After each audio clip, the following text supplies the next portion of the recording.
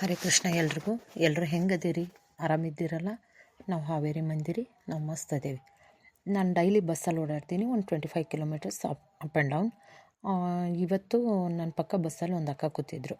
ಅವ್ರ ಕೈಯಲ್ಲಿ ಒಂದು ಮಗು ಇತ್ತು. ಮಗು ಒಂದು 5-6 ತಿಂಗಳು, ತುಂಬ ಮುದ್ದಾಗಿತ್ತು ಮಗು.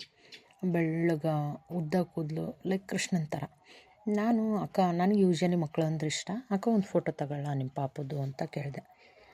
ಅಲ್ಲಿವರೆಗೂ ನನ್ನ ಜೊತೆ ಚೆನ್ನಾಗಿ ಮಾತಾಡ್ಕೊಂತ ಅದಾರ. ಒಂದಪ್ಪಟ್ಟಿಗೆ ರ್ಯಾಶ್ ಆಗಿಬಿಟ್ರು. ಎದ್ದೆದ್ದ ಹೋಗೋಕೆ ಹೋದ್ರು.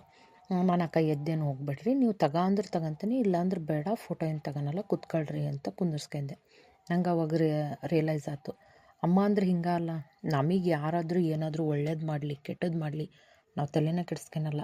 ಆದ್ರೆ ನಮ್ಮ ಮಕ್ಕಳು ಸುದ್ದಿಗೆ ಬಂದಾರ ಅಂದ್ರೆ, ಅದ್ರಾಗೂ ಅವ್ರು ಏನಾರು ಕೆಟ್ಟದ್ದು ಮಾಡ್ತಾರ ಅಂತ ಗೊತ್ತಾದ್ರೆ ಅದು ನೆಕ್ಸ್ಟ್ ಲೆವೆಲ್ಲಿಗೆ ಹೋಗ್ಬಿಡ್ತೈತಿ. ನಾನು ಫೀಲ್ ಮಾಡೇನಿದ್ನ.